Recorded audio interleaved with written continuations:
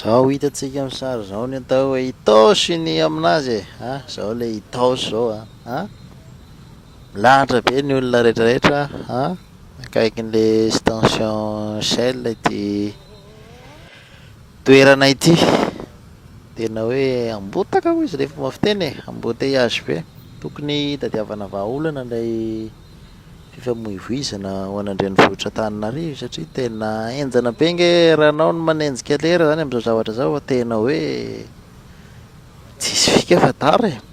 Zao ve nama tena hoe olona be ohatran'ny hoe mandeha tongotra indray ny rapida koa noho ny mandeha bus na mandeha moto sy ny sisa, tena hoe mifanisika tsisy tany hoe aiza no aleha.